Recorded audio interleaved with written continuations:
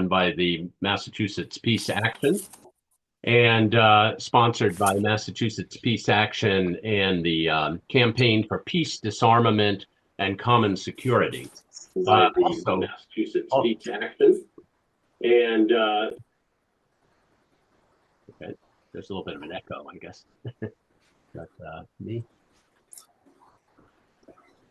Okay. And also it's being sponsored by the Ukraine Time for Peace Working Group on Peace Action. So welcome all to this. And we have a very good speaker tonight, a great guest, Anatol Lieven, who is the Eurasia director of the Quincy Institute for Responsible Statecraft. We'll introduce him a little bit at a little bit more length after we watch this very short video that the Ukraine A Time for Peace Working Group has put together on the topic.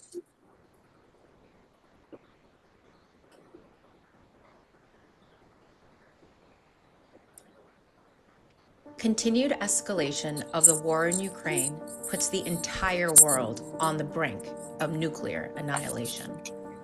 While on the defensive again, Ukraine's demand for immediate NATO membership, NATO troops, and long-range missiles creates a nuclear flashpoint. If this happens, Russia promises to strike NATO targets. Then what? Matching US nuclear policy, Putin has lowered Russia's bar to trigger a nuclear response. Is this a bluff? Do we want to find out? There is simply no winner in a nuclear confrontation. Contact your reps, demand that the US seek negotiations in Ukraine and not escalation. Continued escalation of the war. Yeah, thank you for showing that, Cole. That video is available for the use of any activists in this meeting here or any activists in Mass Peace Action. So how will they access it? Paul or Cole, you want to let people know that? It's on the Ukraine campaign page. That you can just click on the link and it'll open right up for you. And if you have any problem with that, we can send you the link. Just contact Mass Peace Action. We'll send it directly to you. Great, thank you, Paul. So tonight we have Anatol Lieven, as I said, the Eurasia director of the Quincy Institute for Responsible Statecraft, one of our best sources of information on the war in Ukraine. He has a long and distinguished resume, and it's readily available. But I will say this, he is a journalist with real scholarly depth. He's also a scholar with journalistic urgency, which are both qualities that are very admirable. So I wanted to really introduce him as the role he's played in this unique situation that has been so difficult for us the last 3 years. It's almost 3 years ago to the day that the drumbeat started in the press about the Ukraine and Russia. And every day in the New York Times, we read that that Russia was asking no NATO in Ukraine and neutrality in Ukraine. And every day, the Biden administration refused to discuss it, refused diplomacy on that. Enough that people like myself and people at MAPA, we were banging our heads against the wall thinking, like, why not just put a stop to this? Why not just, negotiate, talk, instead of thinking like, there's an either or. Anyway, that went on for 2 months, and then something really horrific happened, the Russian invasion of Ukraine, which now it was comprehensible why it happened, but it, of course, was indefensible and shocking. So that was the second, terrible shock of the season. The third, and I think it's one of the things that we have suffered with the most, is what I would call gaslighting. I mean, suddenly there was a consensus that invasion, yes, was indefensible and terrible, but there was no memory of the lead up to it. People, the left of center, almost the whole spectrum left of center, was saying, I don't know what you're talking about if you said, this was something that could have been resolved diplomatically. And I think that's what particularly disturbed us. And that's where Anatol Lieven stepped into the picture, at least for me, I really felt, as somebody who had a balanced view and was presenting a balanced view through articles he wrote, through panels he moderated online, through author talks that he's had, and he's been doing this for 3 years now on the topic of the Ukraine-Russia crisis. So for me, he's facilitated the resistance to this war in the best possible way, kept it front of mind for the widest possible audience of sympathetic listeners. And that's a really unique role. And I think that that's something, now that we're at the brink of a nuclear catastrophe because of this war. I mean, the closest we've been since the Cuban Missile Crisis, and you could even argue closer than that, because missiles have been fired into Russian territory. I mean, never during the Cold War was a missile fired into the United States or the Soviet Union. The results would have been catastrophic, even a conventional missile. So I just think we're very lucky tonight to have with us Anatol Lieven to confront this situation and hear his wisdom about it. So the floor is yours, Anatol. Thank you so much, Harris. Those really kind remarks, and thank you for inviting me. I'm delighted, as always, to speak to you. I don't know how much of the audience I could speak for when I say that what has happened in Ukraine over the past 3 years makes me feel very old, because it reminds me that I remember the Cold War. I think somebody has their mic on, and I can hear teacups and things. Maybe somebody needs to silence. I have some. Yeah. I can remember the Cold War, but of course, so many younger people, among whom I'm tempted to include Antony Blinken and Jake Sullivan, apparently do not. And a phrase that I have recently learned, many of you too perhaps, is this phrase, the Overton window, whereby something that would previously have been considered inconceivable has over time become part of the conventional mainstream. And for me, above all, that is two things. I mean, one, obviously, is the notion that it is somehow reasonably safe, uncontroversial, for US servicemen to be guiding American-built missiles to their targets within Russia. I mean, I think it's fair to say that, throughout the Cold War, everybody, I mean, maybe not Curtis LeMay, but certainly Ronald Reagan, certainly Kennedy, Johnson, certainly Eisenhower, would have regarded this as insane, insanely provocative. The other thing, I mean, I've so often been reminded, and by the way, this is not an argument for abandoning Ukraine, but it is for putting it in its proper context when it comes to Western security, is that, of course, during the Cold War, you had Soviet armies in the middle of Germany, 100 miles from the French border. Sorry, are you all still there? Yes, good. Yes, we're here. Good. Sorry. I thought for a second it cut out. Now, of course, Russian forces are hundreds, I mean, depending on how you assess it, even 1,000 miles to the east. And once again, during the Cold War, the notion that NATO would adopt a policy of NATO membership for Ukraine, which implied the expulsion of, well, as it then was, the Soviet Navy, now the Russian Navy, from its base in Sevastopol by NATO forces, its replacement by NATO forces, would equally have been considered insane. And yet, from 2007 on, this has been the consensus of both American political parties and by far the greater part of the US, and indeed much of the European security establishment. Once again, I mean, if we transport ourselves back 40 years, we would then have regarded everybody would have regarded this as lunatic. My screen has frozen. Can you still hear and see me? Yeah, we can hear you, and we see you often. I mean, we see you, but you sometimes freeze a little bit. But the sound is pretty good. Oh, okay. Okay, well, I'll just keep going regardless then. Sorry for interrupting. It's just that I don't want to talk and you can't hear me. However, coming up to the present moment and beginning with the good news, such as it is, both sides so far, and even in the latest cycle of escalation, have continued to observe certain limits. The Biden administration and the British have allowed the Ukrainians, well, not just allowed, I mean, helped the Ukrainians, because the Ukrainians cannot fire these cruiser missiles and these ATACMS without actual American guidance.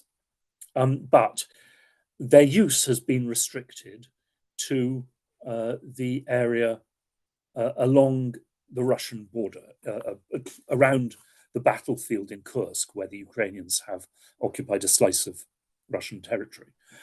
In other words, so far, we have not given permission to the Ukrainians, much as they would like to fire these missiles deeper into Russia to attack Russian infrastructure.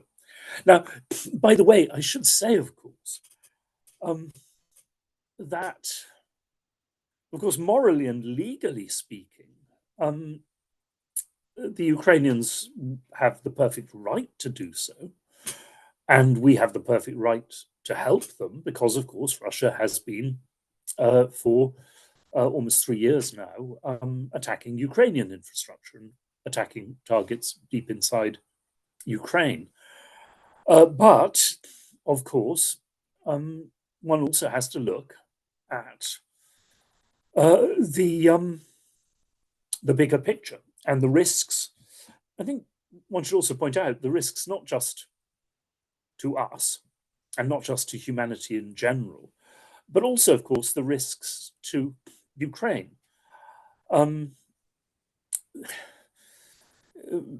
Serbian nationalism sparked off the First World War. I think, in retrospect, probably few Serbs would think that turning Serbia into a battlefield, not once, but in many ways 3 times as a result of the First World War, was worth the temporary gains that they made as a result of that war. The first victims of a radical escalation of the war in Ukraine will, of course, be the Ukrainians.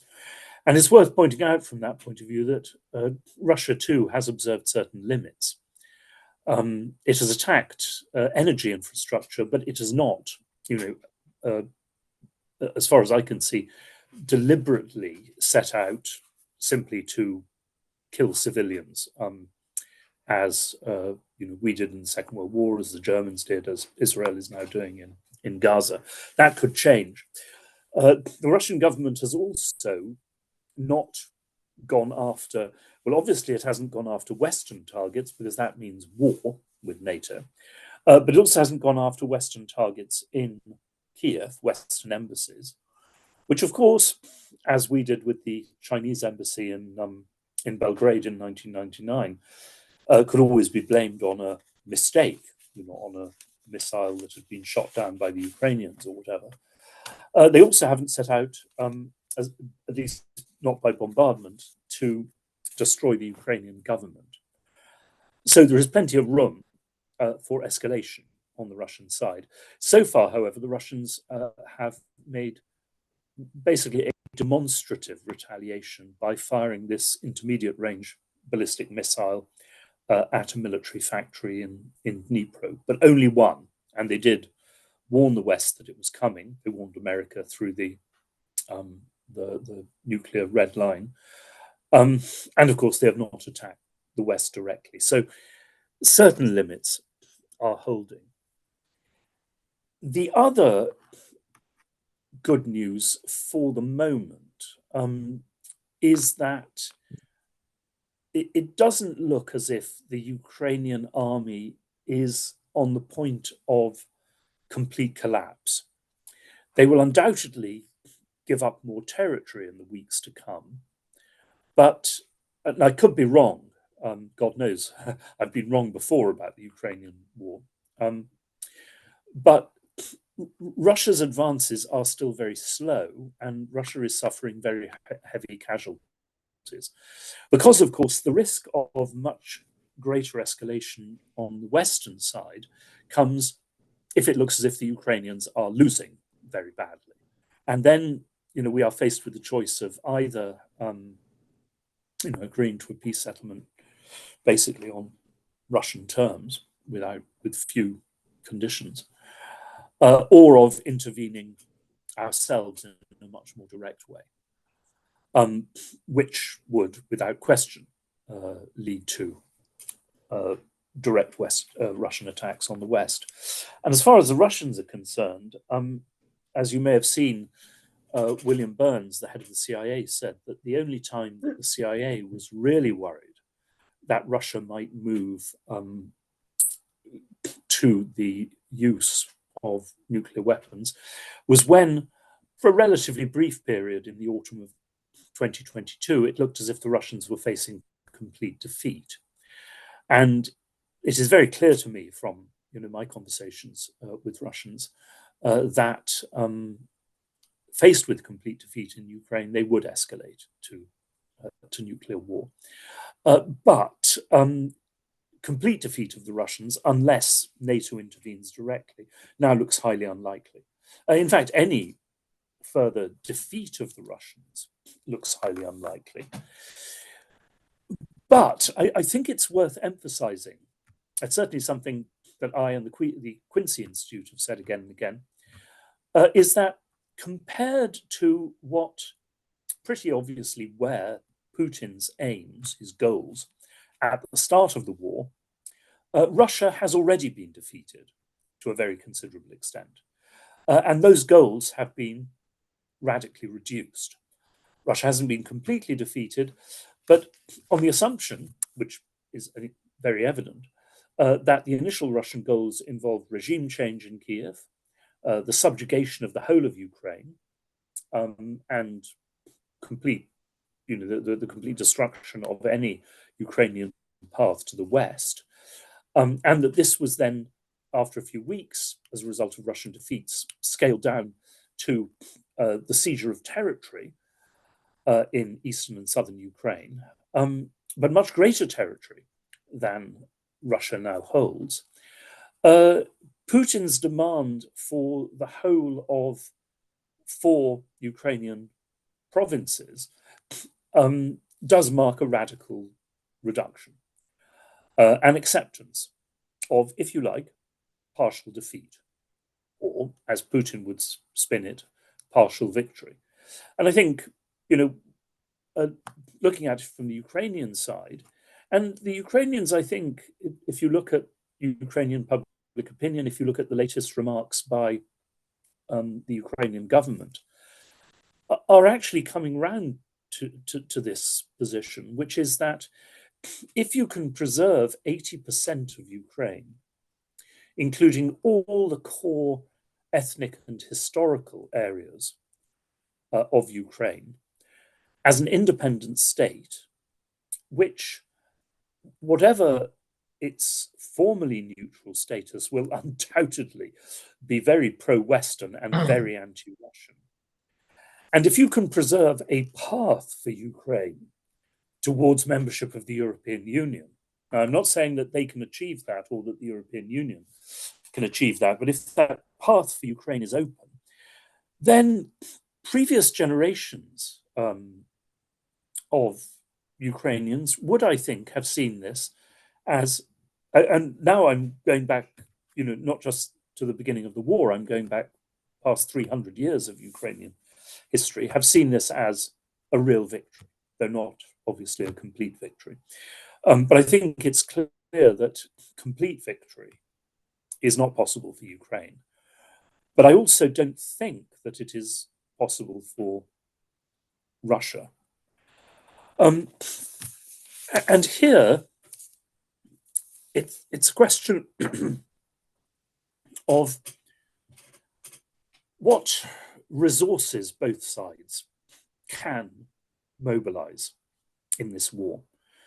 Now, Ukrainian resources are, of course, largely Western resources, and then there's the question of whether we will sustain this level of support for Ukraine.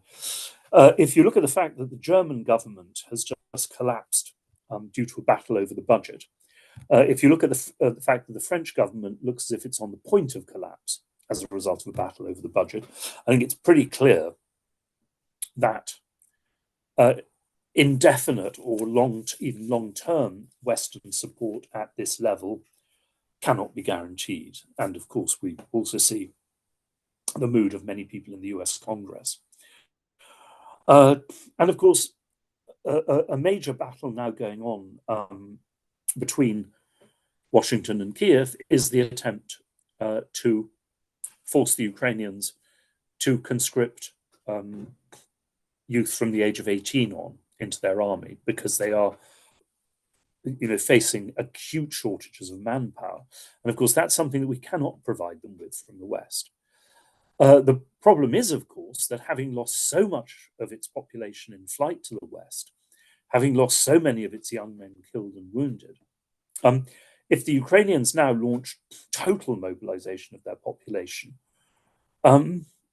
especially if they face an extremely hard winter of energy shortages, they could see permanent population loss to the West on an even greater scale, and basically the collapse of much of their domestic economy, which would not only cripple their war effort, it would radically diminish their chances of future economic progress.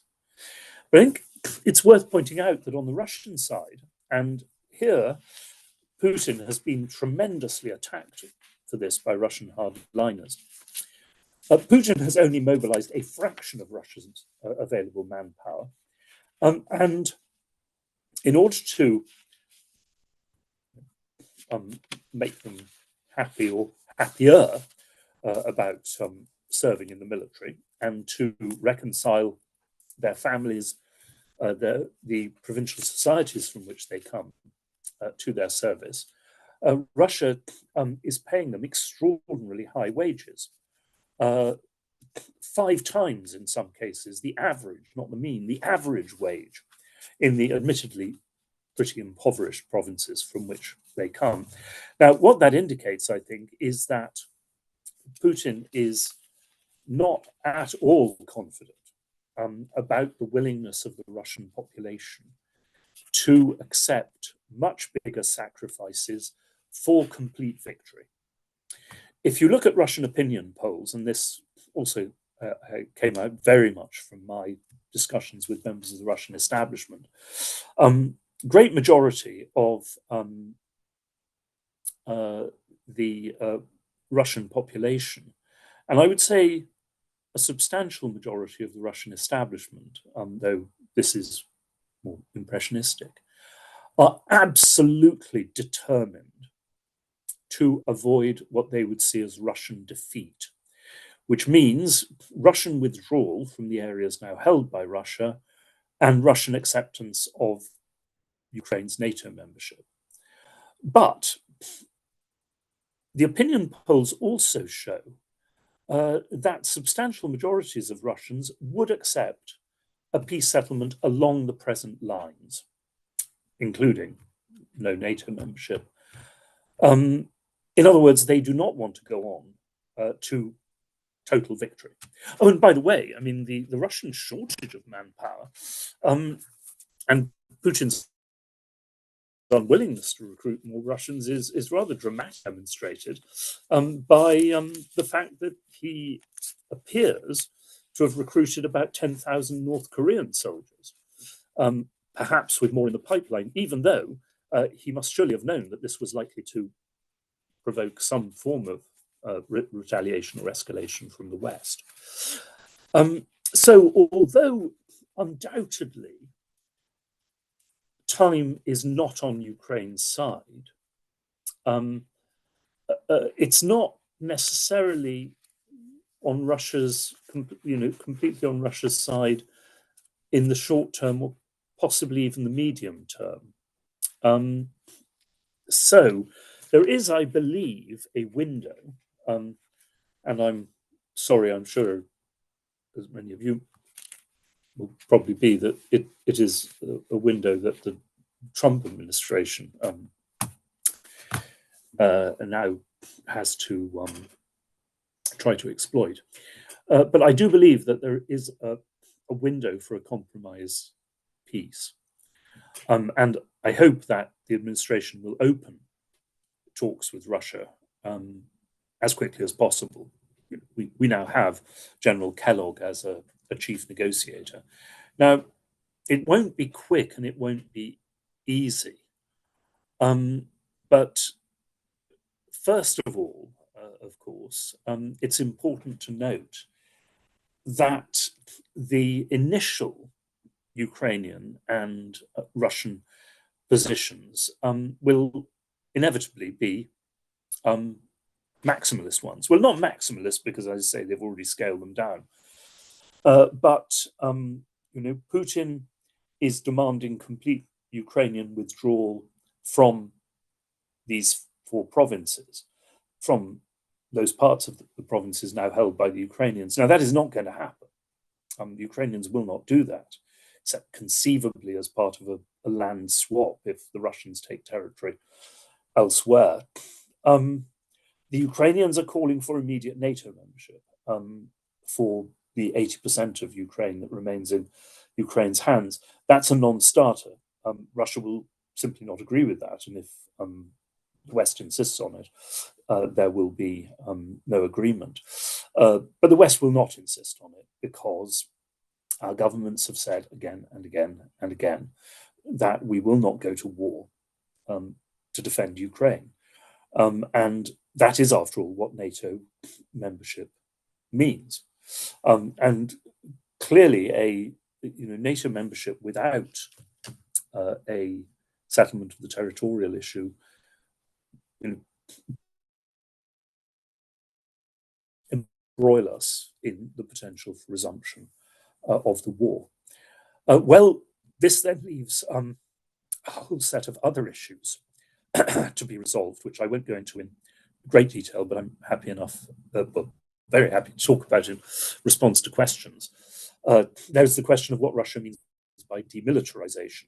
And once again, and if you look at the talks in Istanbul, Russia began with a very high demand, basically for complete Ukrainian demilitarization, and then scaled it down. The Russians are very interested in the model of the Austrian State Treaty of 1955, for example.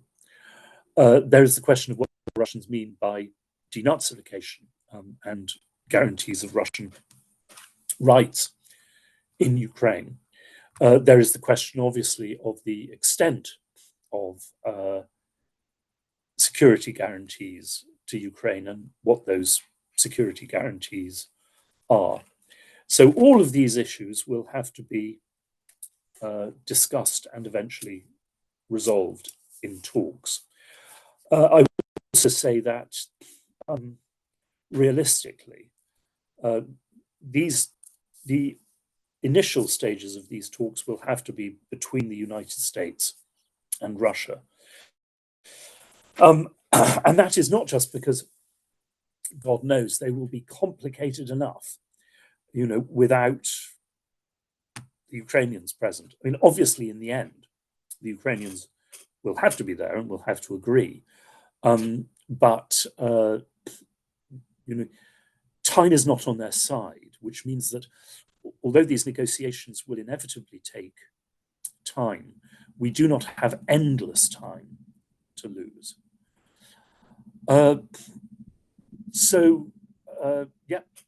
We need to get started on this as quickly as possible. The other thing to keep in mind, well, 2 things, is that on 2 key issues, the way that these have been presented in the West as a matter for Ukraine to decide are not is not strictly speaking accurate. The first is NATO membership.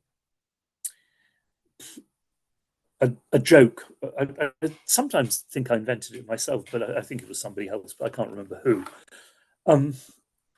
said, I have a perfect right to ask Amy Adams to marry me, or at least I would if I wasn't married already. And my wife is somewhere behind us. And Amy Adams has a perfect right to say no. Agreement to accept a new member of NATO requires unanimity among existing members of NATO. You aren't going to get that. The Hungarians will veto it. The Turks will probably veto it. It is in future, the Germans and French probably will. And it's by no means clear that it will get through the US Congress, through the Senate. So it's not a matter for the Ukrainians. The second is, it said that Ukraine will have to give up and must not be asked to give up territory. Well, that applies to Putin's demand that Ukraine withdraw from territory it now holds.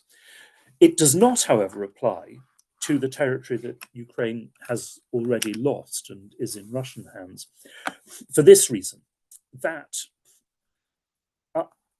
Russians have told me, and I think I can believe this, that they do not expect, though this could be an initial sort of maximalist line, but in practice, they do not expect that Ukraine or the West or anyone else, and here, one of the reasons they don't expect this is they know the Chinese and the Indians and others won't, to formally recognize the Russian annexation of these territories. In other words, I think what you will get is simply a Ukrainian acceptance, which once again, if you look at the latest Ukrainian statements, they, I think, have actually accepted already that they cannot recover these territories by force, that further Ukrainian offensives will fail, and that therefore what you will get is something like Cyprus, where, if you remember, nobody has recognized the Turkish Republic of Northern Cyprus. Just as, by the way, you know, we've never, neither the US nor Britain have ever formally recognized Indian rule over most of Kashmir. But of course, after 50 years of negotiation over Cyprus and more than 70 over Kashmir, these issues have basically been forgotten. So on that basis, I do think a peace settlement is possible, and certainly it's one that, in my view, we should all work for. Thank you. Well, thank you very much, Anatol. Thank you very much. Presentation. So we're going to take some question and answer, and I would actually like to start by asking a question from that sort of concerned me as a person of, you know, my father's family were from what is now the Ukraine, from the Russian, what, you know, like is now the Donbass, and from Odessa. Interestingly, they didn't identify as Ukrainians in any way whatsoever. They were Jewish, for one thing, which I think, you know, is a sort of special ethnicity in those, you know, in the Tsarist time. But they also referred to themselves as Moldavian Jews or as Russian Jews, even though they lived in what is now the Ukraine. So, you know, one way, I mean, you know, and, I'm not as knowledgeable as you are about that area. It's certainly not, I've not spent real time there myself, so I can't say. But to what extent is this where, you know, you talk about the restraint of the Russians toward, you know, I mean, they certainly haven't done a Gaza kind of carpet bombing of Ukraine. To what extent is that because there is a kind of weird fraternal war going on here? In other words, these are the same people in a way. I don't want to say it the way Putin would say it, because that implies, you know, it's mine. But you know, there is a way in which, you know, Kyiv is the heart of Russia. You know, I mean, like, you know, it's a very complicated history, and it's not one that, you know, unfortunately, there will be a lot of hatred now because a lot of people have died. But I mean, to what extent do you think people in Russia and in Ukraine, at least prior to this war, saw each other as not as different as the more ardent nationalists on either side might? Well, I think that's absolutely right. And indeed, I wrote a book on the Russian-Ukrainian relationship, which came out in 1999, called A Fraternal Rivalry, which brought out, the element of rivalry and competition, but the fact that also, large parts of these populations are very close. I mean, I spent 10 days in the Ukrainian city of Zaporizhia. Most of the province has been seized by Russia, but the city where I was is still in Ukrainian hands. Ended up in hospital there for a while. And during those 10 days, I only met one person who was purely Ukrainian by blood. Everybody else was a mixture, chiefly Ukrainian Russian, but many other mixtures as well. And of course, a huge number of Russians are partly or wholly Ukrainian. There are millions of, there have been millions of Ukrainians in Russia, obviously, since the 19th century. A large part of Siberia was settled by Ukrainians. Very high rates of intermarriage. I talked to one senior Russian diplomat who was talking about this idiotic line that Russia is committing genocide in Ukraine. And he said, look, how could that possibly be the case? I am Ukrainian. He had a Ukrainian surname. His parents were born in Ukraine, but then, in Soviet days moved to work in Russia. And I have to say, if you go back, so much changed in 2014. But when I was traveling in Ukraine previously, you had people in the Western Ukraine who were very Ukrainian ethnic nationalist. And you had people in the Donbass and Crimea who I wouldn't actually describe as Russian nationalists, but they were Soviet loyalist. People in the Donbass, the traditional identity was not so much a national one, it was a class one. They were miners, coal miners. This was the great coal mining area of the former Soviet Union. And, if you ask people then whether, they wanted to be part of Ukraine or part of Russia, they said, quite honestly, we'd like to go back to the Soviet Union. Incidentally, a small anecdote on that side, but an indicative one. The original name of Donetsk was Yusovka.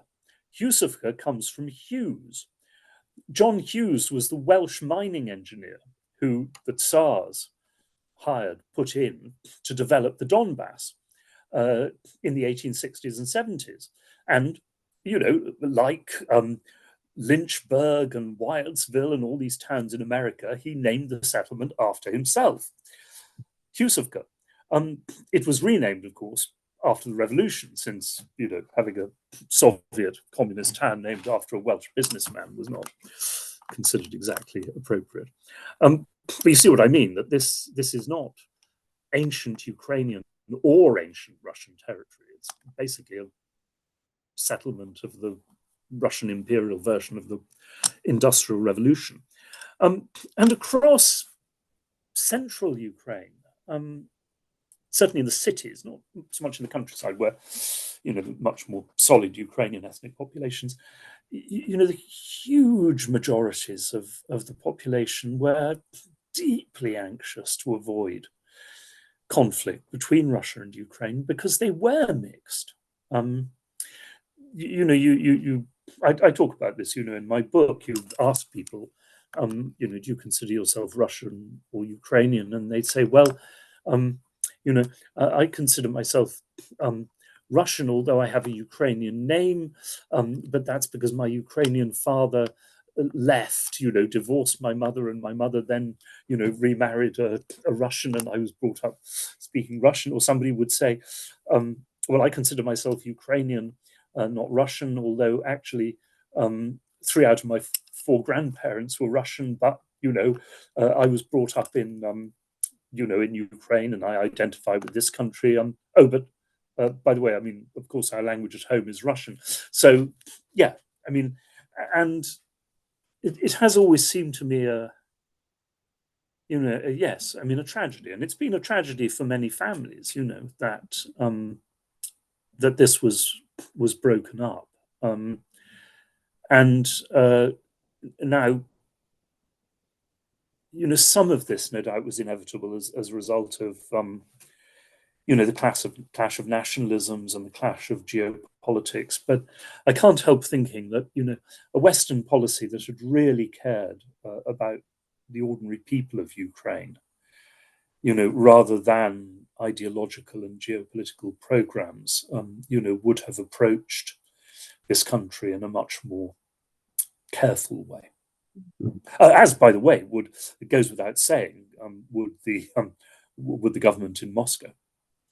Well, I very much appreciate all that. Of course, I understand it too, because my great aunt Rose from the Donbass always said she wanted to go back to the Soviet Union, that she would have been a doctor there instead of a pharmacist's wife in Washington, D.C. I don't know how true that would have been, but it is not an unusual Donbass sentiment, I guess, for a long time. But let me call on Terry Burnshead. Could you come off mute and ask your question? Yes, I hope this isn't too naive a question. And thank you very much. And thank you for your presentation, Dr. Lieven. My question is for those of us in the United States and in the West more generally, who at least flatter ourselves that we are involved in some way in peace and or anti-imperialist movements. What is our role and or where is our agency? The description that's been offered so far has tended to paint nation states and their leadership as the actors. So what role do the masses play in the West is my question. Right, your senators and congressmen. Congress does have a major role to play here. Say that, but by all means say, that you support continuing aid to Ukraine, as I do myself, but only if this is tied to a really serious attempt to achieve peace. Tell them that, they need to be honest. If they believe that, American soldiers should be sent to fight Russia in Ukraine with everything that will imply, then they should, by all means, support NATO membership for Ukraine. But if they don't, then they have a democratic responsibility to their electorates, to the American people, to be honest, and not to adopt grandstanding positions that make them look, tough and brave, and so on. So yes, I mean, agitate, write, petition, all these things. And also say, that if the US, if the Trump administration does not make a sincere effort at peace, or if your senator or congressman, who from Massachusetts is from the Democratic Party, attempts to block such a settlement, then you will vote against them, and you will use your vote to stop further aid to Ukraine. Well, that's it was a very timely question, Terry, and glad to see you, Terry, after a long time. I've not seen you, and thank you for that answer, Anatol. Let me turn it over briefly to Paul Shannon, so he could say something about our program to to do exactly that, to influence our members of Congress and the public. Paul. Okay, well, thank you, Harris. Thank you, Anatol. What I'm going to do is see if I can share screen here. want to inform everyone of a demonstration, or I should say a vigil, this Saturday to try to break through the total lack of concern about the developments going on in Ukraine, in the Ukraine war right now. Anatol at the beginning of the talk mentioned some ominous red lines that have been crossed. There's obviously still more to cross, and we want to make sure that that does not happen. And so we're going to ask people in the greater Boston area to join us this Saturday at noon outside Park Street Station to make a demand that both the United States and Russia pull back from the brink of continuing escalation, and beginning with the United States and England refusing to continue to allow long-range missiles to be fired with the help of American personnel into Russia, and asking both sides to de-escalate because we are moving in very dangerous directions from day to day right now. And hopefully we'll have I'd like to ask some questions later on of Anatol about the process going on right now in terms of the escalatory process. But whatever, we need to push the idea of negotiations rather than escalation, because escalation is just getting too dangerous right now. And it's been a long time since we've been this close to a nuclear war. So please join us Saturday at noon outside Park Street Station. It'd be great to see you there. Thanks very much. Terry also put in the chat, are there also national days of action that are coinciding with this at all? Or this is, we're kind of jumping on to a call by the Campaign for Nuclear Disarmament in Great Britain. And they are going to have demonstrations throughout Great Britain, throughout England on Saturday. And so we thought that this would be an opportune time for us to highlight those actions, but also to participate in them. But no, it's not specifically an international day. It's just us and the whole of England together, trying to make as loud a noise as possible. And we're hoping this will stimulate a national day of action in the near future. And meetings are starting to be held to consider such things. Well, I appreciate that. I'd like to call on Yuri, who is from the Ukraine. Yuri, can you come off mute? Yes, greetings from Kyiv. Hello, Yuri. Thank you, Anatol, for wonderful presentation.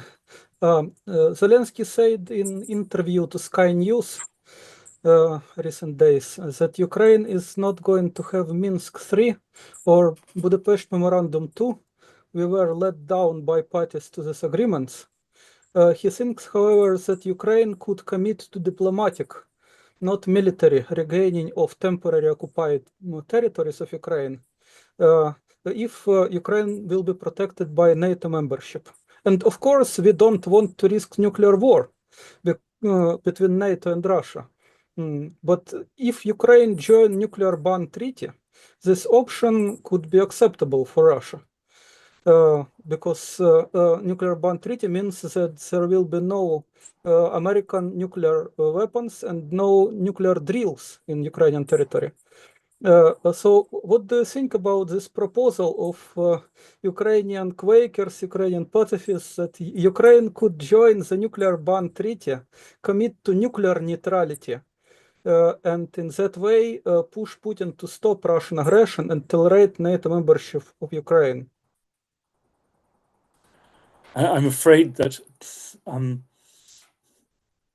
there are some Russians who say that Russia could accept, or not could, but should accept a deal along those lines. But I have to say, everybody I talked to in Moscow said that the Russian government and establishment will never accept NATO membership. Partly, you see, because our leaders say, and with some reason, that given past Russian behavior, they can't trust, Putin and the Russian government to stick to an agreement. But of course, seen from the Russian point of view, that the West has broken agreement after agreement, starting with the, of course, not formal agreement not to expand NATO at all. But then, the conventional forces in Europe agreement, which the West refused to ratify. And of course, the West says in response to Russian actions, but the expansion of NATO forces into Eastern Europe. And of course, America driving a new nuclear race by under Bush and then Trump, pulling out first from the ABM treaty, the anti-ballistic missile defense treaty, and then from the intermediate nuclear forces treaty. So I think the Russian establishment reckons that if Ukraine is in NATO, the next thing is that in stages, any limits will go out of the window, and eventually you will have NATO troops on Russia's borders. And if the territorial issue remains legally and formally unsettled, which it will remain, then of course this will be an invitation to the Ukrainians, as soon as if they think that Russia at some point is severely weakened, to attack in the belief or the hope that NATO will then side with them and Russia will be defeated, which after all is exactly what the president of Georgia did in August 2008. So no, I'm afraid I don't think that NATO membership is. But Russia already tolerates presence of NATO contingent in Ukraine related to military support of Ukraine, conventional forces, and distrust to the West is based on the nuclear posture. But the West and Russia both committed to nuclear disarmament already by non-proliferation treaty. So if both sides recognize seriously this commitment, if NATO could consider membership of nuclear neutral countries, it could resolve the problem of trust on Russian side, which you rightly point out. And also problem of trust exists on both sides, because Ukraine too and United States too don't trust Russia. After all, Russia promised not to invade Ukraine and invaded. So being true to our commitment for abolition of nuclear weapons is basically a way to be fair, and fairness is needed to restore trust. So nuclear neutrality could it at least be at the table, if not on highest table in governments, at least on table of experts to discuss and try to build trust. Well, the point is a non-nuclear NATO is a key Russian demand anyway. I mean, that the Russians, sorry, I should have said that, but the Russians absolutely include that under demilitarization. That's not negotiable as far as the Russians are concerned. But nor is NATO membership. I'm afraid I just do not think that will fly. I mean, what the Russians are willing now, I think, to accept is somewhere between some status between Austria and Finland during the Cold War. And I should say, by the way, I don't know whether any of you visited Austria and Finland during the Cold War, but I've always found this notion that Finlandization was such a terrible thing to be rather strange, because it wasn't just in recent years that Finland has regularly appeared at the very top of, sort of happiness index, quality of life in. But that was true during the Cold War as well. I mean, nobody who visited Finland, as I did in the 1980s, or Austria, could possibly have thought that these were, under Soviet rule, or these were communist societies. I mean, you could see the difference, immediately. Finland these joined were NATO. Well, you already Finland joined NATO, but they remain conventional. Okay. So it could be solution, I Well, think. Yuri, we really appreciate that. I mean, that's a well. I'm afraid it's not what the Russians are telling me. And but let me say that yeah, I think that's yeah, Austria and Finland never struck me as places that suffered for being neutral. They seem to thrive because of it, actually. Kept their military expenses down. But let's turn to Cheryl Spencer. You want to ask your question, Cheryl? Yes, good afternoon.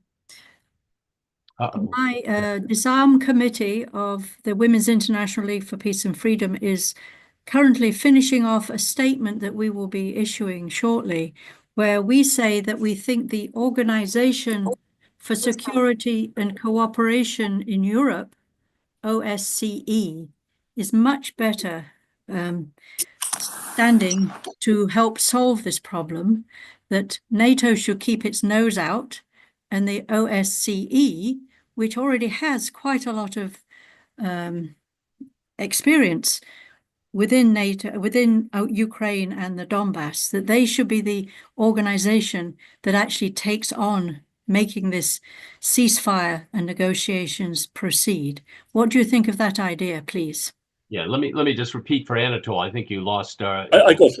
Yeah, I got it all. Yeah. Okay. Yeah. The Russians do not have much trust in the OSCE, to be honest, because it has become over time, in tandem with the expansion of NATO and the European Union, an overwhelmingly Western institution. I myself would say that the United Nations is a better body. It does, after all, have still some measure of legitimacy across the world, except possibly in the United States. The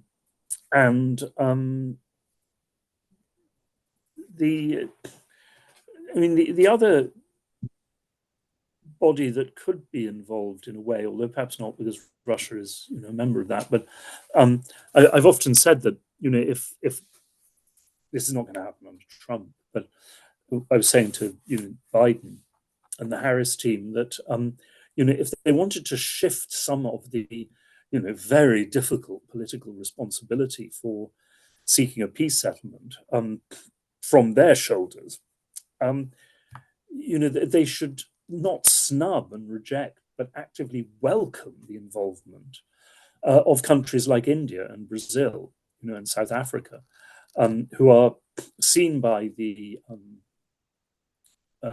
Russians as neutral, but also very much want an end to this war.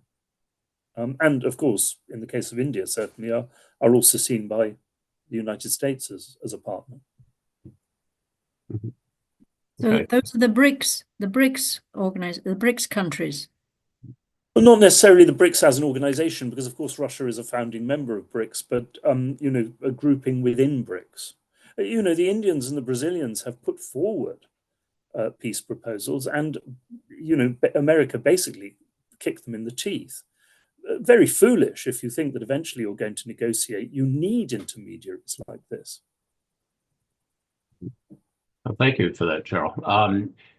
Elliot Benjamin, do you want to ask a question? Yes, thank you. My question is, I've had tremendous misgivings about the United States election, but I also think that in spite of my misgivings, it's much more likely that Donald Trump is going to be able to negotiate an end to the war than either Kamala Harris or Biden was going to do. I'd just like to hear your estimation of that. And as I say, it's something that's difficult for me to come to, but that's what I am seeing.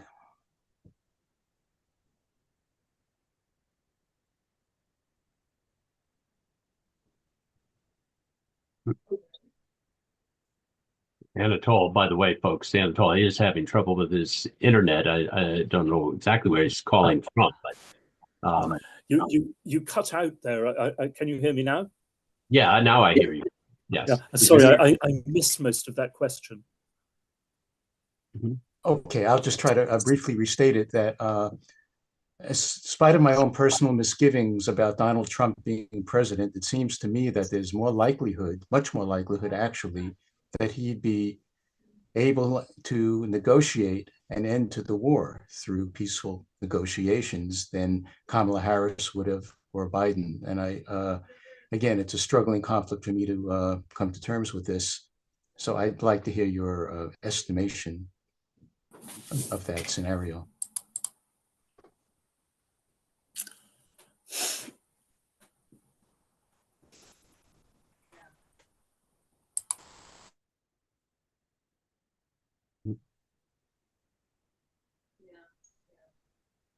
Sorry, we seem to be having real internet problems.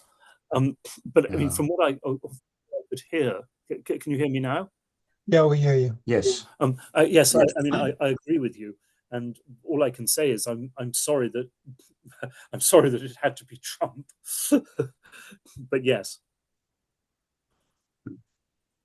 Yeah. Well, so Anatol, I don't know, is this getting very difficult with the internet situation? I mean, I don't know how much more time you wanted to share with us. Anyway. Well, let's see how it goes. I can go on talking for a bit, but if the internet gets too bad, then I suppose we'd have to call it. But go on, please. Okay. Well, Donald Smith, do you want to ask your question? Yes. Okay. So you didn't at all mention the extent, if any, to which the United States shares responsibility for provoking this war. Now, I realize there's disagreement about that. If you think that someone thinks Putin is another Hitler and the invasion was totally unprovoked and the U.S. is as innocent as a baby, then negotiating and seems like another Munich negotiation. It seems like the evil thing to do. But there were Jack Matlock and Chaz Freeman said the U.S. engineered the coup in 2014. We armed far-right militias. The CIA was involved. Numerous diplomats warned about it.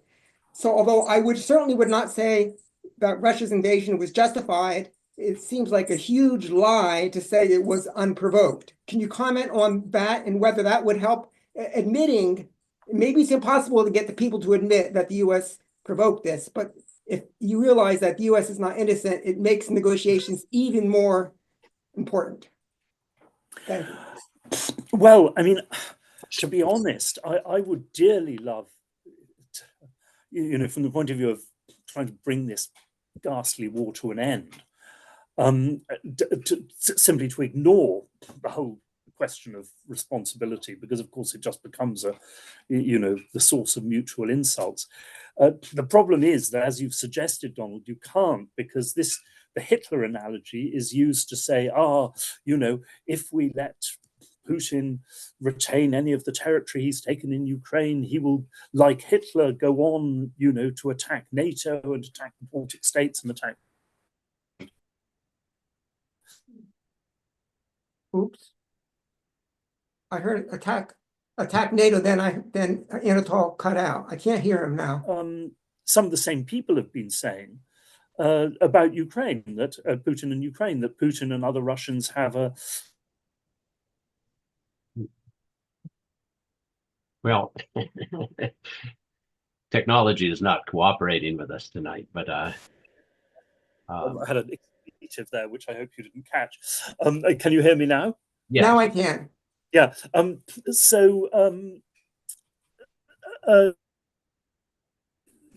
can't at the same time say that Putin has this particular Ukraine obsession, and say that if he gets anything of what he wants in Ukraine, he will go on to attack Poland, which he certainly does not have an obsession about in that way. So no, I mean, look, I mean, what I would say is this. I strongly oppose the invasion. I regarded it as immoral, illegal. I also, I have to say, like a number of others. Now it's off. Yes? Can you hear me? Yeah. Yes. I also regarded it as a variant with, of course, its own specific characteristics of what the United States would do and has done if a rival great power attempted to turn Central America into an ally against the United States.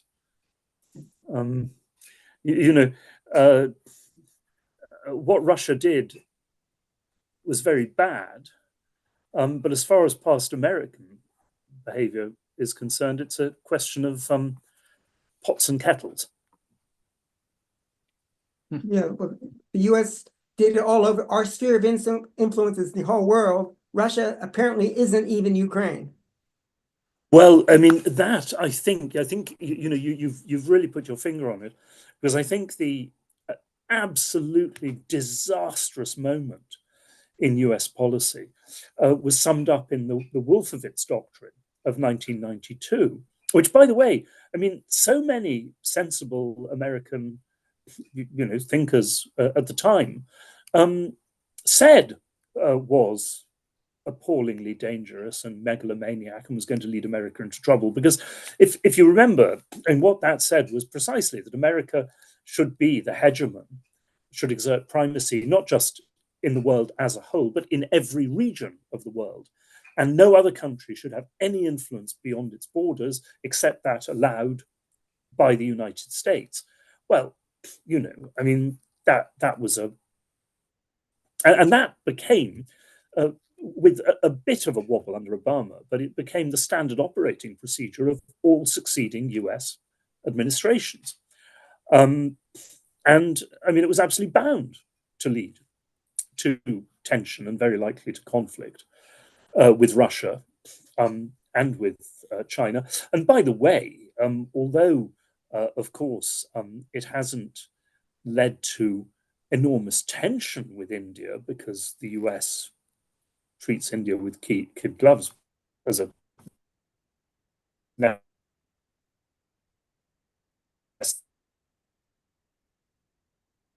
Cut out. Kid gloves. Last thing I heard was kid gloves. Yeah, treating India with kid gloves that the United States tends to treat India. Yeah, but India too will not accept US hegemony in that way. Right. No. Okay. Well, thank you, Donald, for the question. Jeffrey, do you want to ask your question, Jeffrey Bartol? Yeah. Yes. This is the main one. The rest I'm gonna put in the chat box for you to see. This way. Because I got like 4 or 5, but I'm probably gonna be only asked one, right? Yes, please. That would be great. But all right. Yes. Alrighty. So let me first put this to you, then there we go. Now you got, and did you get that message in the chat first off? About Kim Jong-un for troops? Yeah, all that. You can answer the question. You can answer the questions when I'm done. When we're done here. Now for the actual one, I did have one idea. We actually given to Putin's demands that Ukraine not be part of NATO, but on the condition that it'd be a neutral state under international law, that way we can whatever settlements we have with each other, we could use Ukraine as a negotiate as a place for negotiating peace between settling disputes and conflicts with each other, and it won't be a battleground state. That way we can eventually regain Russia's trust, and eventually the long-term goal is for Ukraine and even Russia to become part of NATO and maybe the European Union in the long run. I think, I mean, two things there. I do hope, and this is certainly something that the Russians want, though I'm not saying we should simply, agree to Russian demands, but I do hope that a peace settlement in Ukraine will be accompanied by, a rebuilding of wider agreements with Russia. I mean, the sad thing is, of course, I would say naturally, including nuclear agreements. But of course, Trump and Bush before him did their utmost to wreck those agreements. So it would seem rather optimistic to ask them to restore it again. Though on the other hand, if Trump, actually wishes to reduce America's commitment and footprint in Europe, then reaching an agreement with Russia to pull out American medium-range nuclear missiles would be a very good way to start. And then the creation of some form of new Helsinki agreement that would establish basic ground rules and consultative procedures to avoid a repetition of the Ukraine war, either in Ukraine or somewhere else. Yeah, I entirely agree with you. On the North Korean troops, well, as I said, I mean, it's simply that Russia, well, firstly, of course, we haven't yet seen, or at least we have no direct evidence yet of those troops in action. So I am still keeping, a slight reservation about them. We haven't seen direct evidence of this, although Western intelligence is unanimous that they're there. But I think, the obvious point is simply that Russia needs men, and Putin does not want to conscript many more Russians. I think the other point is that clearly the Russians want, at the very least, to drive the Ukrainians out of Kursk, out of Russian territory, before Trump takes office, since otherwise this will certainly be a Ukrainian bargaining counter in negotiations. And if, in fact, they are short of Russian reserves and they can't recruit and train many more soldiers very quickly, then, 10,000 North Koreans could make a critical difference, not in the war as a whole, but in Kursk. At least that's the assumption. Also, of course, we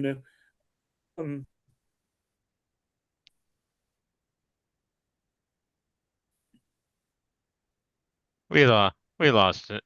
We lost him, didn't Comes back. You got- So all the evidence is that got disconnected. You got disconnected. back, Anatol. Sorry? You back, Anatol? Oh, could you not Yeah, you hear dropped me? out for a moment. It does seem very spotty, the connection. Where are you right now? Just out of curiosity of internet connections. Anatol?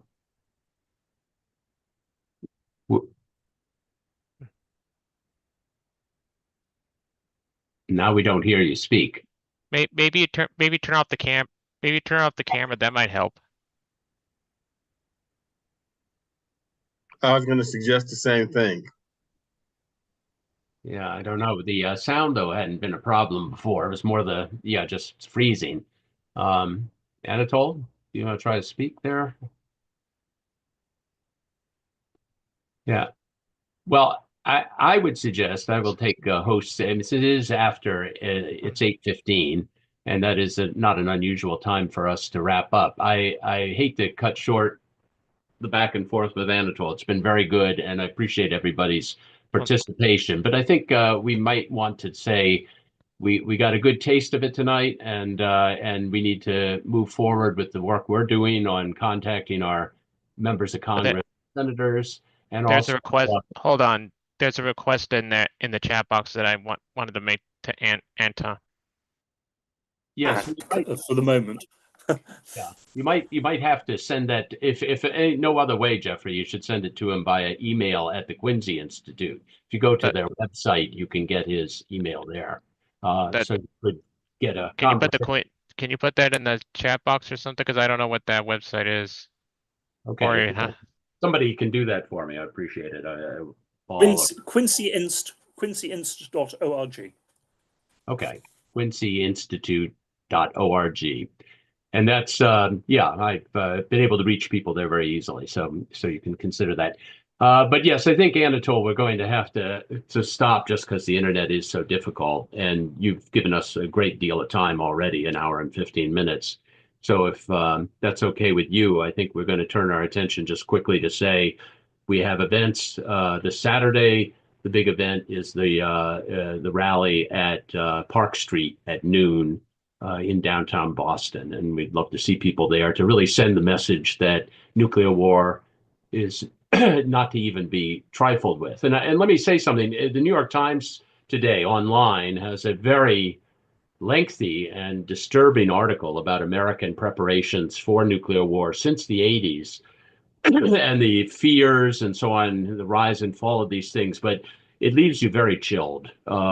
Things are very precarious in the world of nuclear deterrence right now. And so I think while we've really concentrated in this talk a lot on how negotiations can proceed, and that's obviously what should happen and what we want to have happen, we do really need to lay down our red line that nuclear war cannot be even provoked, even by accident. There has to be a de-escalation to prevent that potential from happening. And again, if you go to that New York Times article on, they say a secret war game of the 1980s, and then they use it to talk about the whole history of nuclear armaments and the remodernization of the American forces and everything. It is a very chilling situation we face. So please consider coming to the rally. Please contact your Congress people and your senators, because they absolutely need to know that, we're concerned about this and we can't let it even be a possibility. So anyway, I want to thank everybody for joining us. Sorry we couldn't get to all the questioners. I appreciate your patience. And we look forward to seeing you all again. Paul, do you have any, or Cole, do you have any final words from MAPPA? You said it, Harris. Okay. Well, thank you, everybody. Have a good night. And I apologize for the internet, but I think we got a very good time with Anatol. So much appreciated. Thanks a lot. Bye-bye. Thanks, Anatol. Thanks.